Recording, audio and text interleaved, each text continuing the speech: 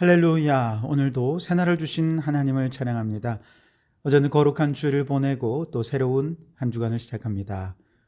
부활의 기쁨 속에 맞이한 부활 주일에 주신 말씀 마음에 깊이 새기면서 부활 신앙으로 부활의 복음을 전하는 우리 성도들이 되실 수 있기를 바랍니다. 자, 오늘 우리에게 주시는 하나님 말씀은 이사야 10장 말씀인데요. 오늘은 17절 한 절만 봉독해 드립니다. 하나님의 말씀을 경청하시기 바랍니다. 이스라엘의 빛은 불이 되고 그의 거룩하신 이는 불꽃이 되실 것이니라. 하루 사이에 그의 가시와 찔레가 소멸되며 아멘. 오늘도 이 말씀을 통해 우리에게 주신 하나님의 음성을 듣게 되길 바랍니다. 이사야 7장부터 12장까지는 북이스라엘과 아람의 연합군이 남유다를 침공했던 역사적 사건을 배경으로 여러 가지 연속된 예언들을 기록하고 있죠. 그 속에는 임마누엘의 예언도 있고 메시아 탄생의 예언도 포함이 되어 있어서 성경을 읽을 때마다 정말 굉장히 가슴이 웅장해진다, 이런 느낌들을 받게 됩니다. 지난 이사야 9장에서는 한 아기로 탄생하실 메시아가 흑암에 앉은 백성들에게 빛을 비추실 것이다 라고 하는 메시아 예언, 희망적인 예언을 함께 살펴보았습니다. 시간상 내용들을 다 살펴보지 못했습니다만 9장에 이어지는 내용들에 보면 그 메시지가 북이스라엘에 좁혀지고 있는데요. 하나님의 이렇게 거듭된 경고에도 불구하고 교만함과 완악함으로 순종하지 않는 북이스라엘을 아수르에 의해서 하나님께서 심판하실 것이다 라고 하는 예언도 포함이 되어 있습니다. 또한 징계에도 불구하고 하나님을 찾기보다 여전히 악을 행하는 저 북이스라엘의 지도자들, 백성들, 그들의 모습도 예언이 되어 있습니다. 그런 맥락 속에서 오늘 본문은 북이스라엘에 대한 하나님의 심판을 계속해서 예언하는 내용인데요. 우선 1절과 2절 말씀을 보시면 당시 북이스라엘 사회의 부조리한 측면을 아주 적나라하게 드러내고 있습니다. 불의한 법령을 만들며 불의한 말을 기록하며 가난한 자를 불공평하게 판결하여 가난한 내 백성의 권리를 박탈하며 과부에게 토색하고 고아의 것을 약탈하는 자는 화 있을진저 그랬습니다. 어느 나라건 지도자들은 백성의 본이 되어야 하고 백성을 보호하는 일에 앞장서야죠. 그런데 북이스라엘의 지도자들은 오히려 불의한 법령을 만들고 불의한 말을 그 속에 기록해서 약자들을 억누르고 억압하는 정책을 펼쳤습니다. 그리고 그 법에 기초해서 불공평한 판결을 거듭하면서 보호받아야 할 가난한 사람들, 소외된 사람들의 더 이상 살아갈 희망조차 가질 수 없도록 절망스러운 자리로 내던져버리고 말았습니다. 또한 누구보다 도움이 절실히 필요한 고아와 과부들을 괴롭게 했습니다. 여러분, 이처럼 가난한 자, 고아, 과부가 사회적인 약자들이고 이들이 보호받아야 할 대상이고 긍휼의 대상이 되어야 한다는 것, 이거는 모든 사람들의 상식이 아니겠습니까?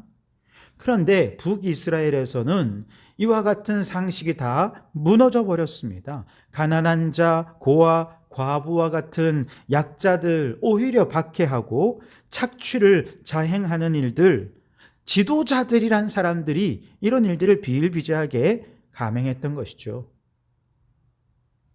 어쩌다가 이 사회가 이처럼 긍휼도 자비도 정의도 없는 정말 비정하고 불의한 나라가 되어버렸을까? 그 이유는 너무 분명합니다. 하나님을 떠났기 때문이죠. 하나님을 떠난 가장 첫 번째 나타나는 증거는 하나님의 말씀을 왜곡하고 하나님의 말씀을 업신여긴 데 있습니다. 그런데요, 이는 비단 북이스라엘에게서만 일어나는 일은 아닙니다. 지금도 하나님을 떠나는 곳이면 어디든 고통스러운 혼돈과 비극의 자리로 내려앉게 됩니다. 특별히 하나님의 말씀을 바르게 받아들이지 못하고 왜곡하고 그 말씀을 업신 여기게 되면 그 땅이 저주를 받게 되고 온갖 부조리와 패역한 일들이 벌어지는 물꼬를 터주게 되는 것입니다. 말씀은 우리의 심령을 죄악으로부터 지켜주는 최후의 보루입니다. 마치 댐과 같은 것이죠. 그런 최후의 보루요 댐과 같은 말씀이 무너지고 왜곡되고 말씀이 소외되어 버리면 마치 댐이 무너지는 것처럼, 그래서 물결이 덮쳐버린 것처럼 수많은 재앙과 재난, 비극적인 운명들이 그들의 삶을 덮치게 되는 것입니다. 그러므로 여러분, 하나님을 붙잡기 위해 하나님의 말씀을 붙잡으실 수 있길 바랍니다. 말씀에 순종하실 수 있길 바랍니다. 어떻게 해요? 마음을 다하고 힘을 다하고 뜻을 다하여 주님의 말씀을 청종하십시오. 그러면 저주가 아니라 복을 받게 되는데 신명기 28장의 말씀처럼 세계 모든 민족 위에 뛰어나게 하실 것입니다. 들어와도 복을 받고 나가도 복을 받고 성읍에서도 복을 받고 들에서도 복을 받고 떡반죽 그릇이 복을 받게 될 것입니다. 머리가 될지언정 꼬리가 되지 않게 하실 것이고 대적들은 한 길로 왔다가도 7길로 도망가게 해 주실 것입니다.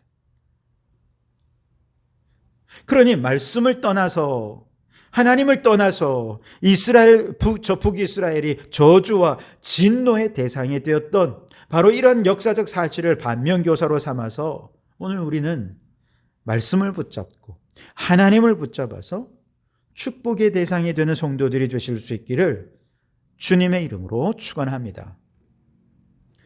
5절에서 19절까지 말씀은 이번에는 아수르에 대한 심판을 예언합니다. 5절 말씀에 보면 아수르 사람은 화 있을진저 그는 내 진노의 막대기요 그 손의 몽둥이는 내 분노라 그랬습니다.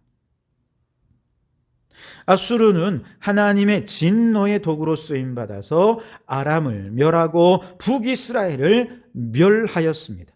다시 말해 저 악한 아수리를 통해 선민인 북이스라엘을 치게 하신 주체가 하나님이셨다는 것이죠. 겉으로 보면 저 악한 이방민족이 감히 하나님이 택하신 선민을 대적하고 쳐서 무너뜨리는 것 같아 보이지만 내면을 깊이 들여다보면 범죄한 북이스라엘 선민을 심판하시기 위한 하나님의 적극적인 개입이 그 속에 있었다는 것이죠. 하나님은 범죄한 선민을 심판하시기 위해 아수르를 도구로 사용하셨다는 것이죠. 그런데 여기서 우리가 오해하지 말아야 할 한 가지가 있습니다. 그러면 하나님은 선한 목적을 위해서라면 악인의 악행도 도구로 사용하시는 겁니까? 악인과도 하나님이 손을 잡으시는 겁니까? 여러분 이렇게 생각한다면 오해하시는 것입니다. 하나님은 거룩하시기 때문에 결코 악과 손잡는 분이 아니십니다. 그럴 수 없습니다. 오히려 이 세상은 이미 죄악이 관영한 세상이죠.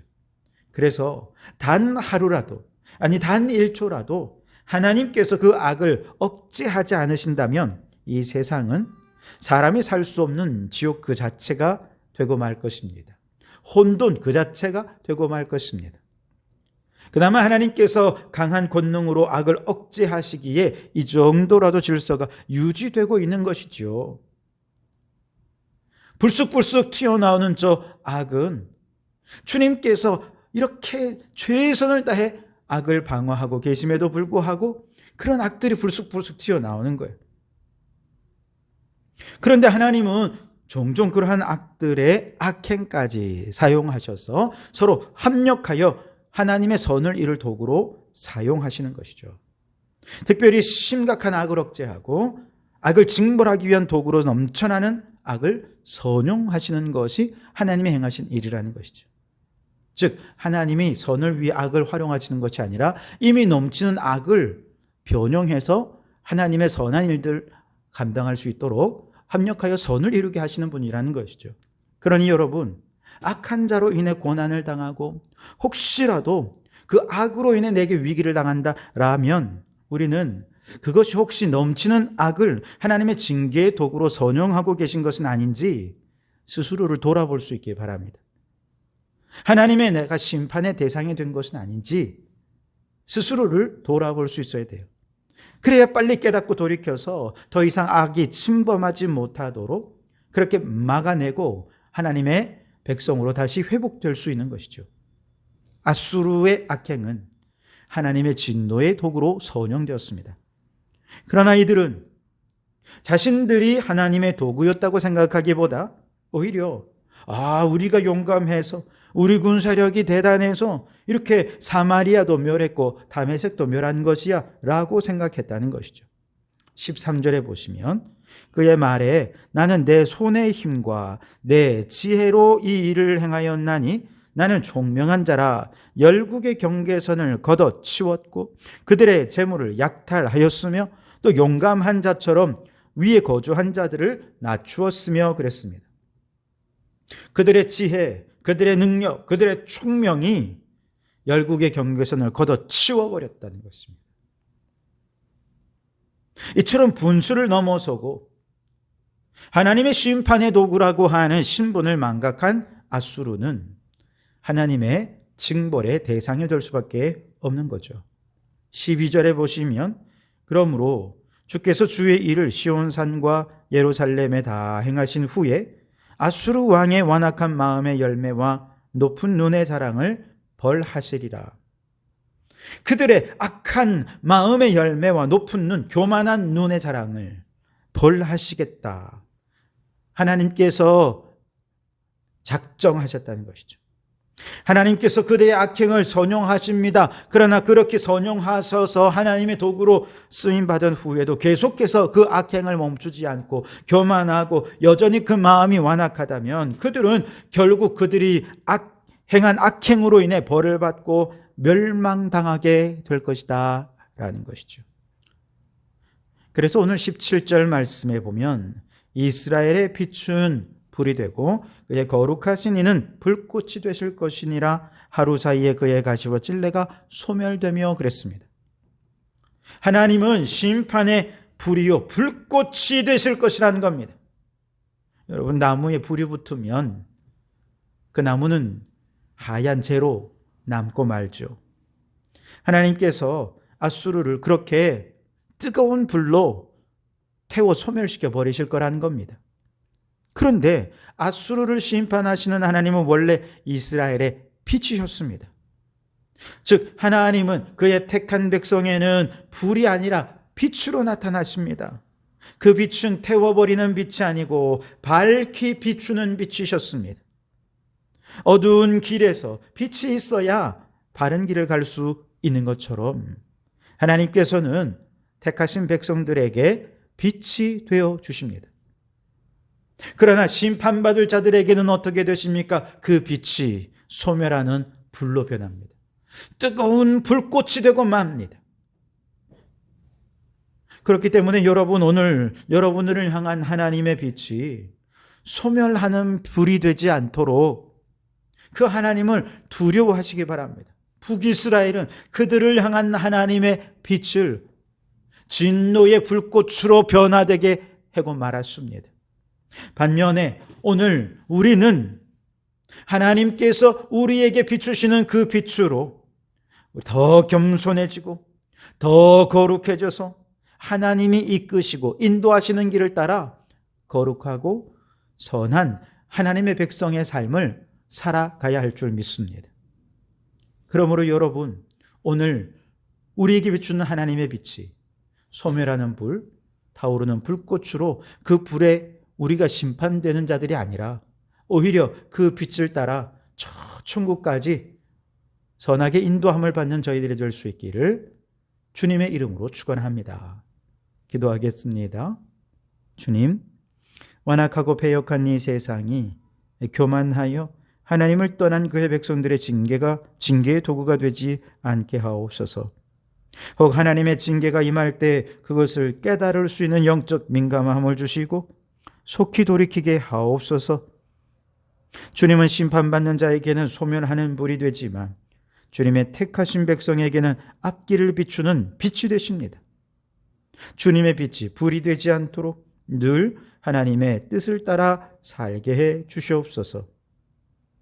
예수님 이름으로 기도하옵나이다. 아멘.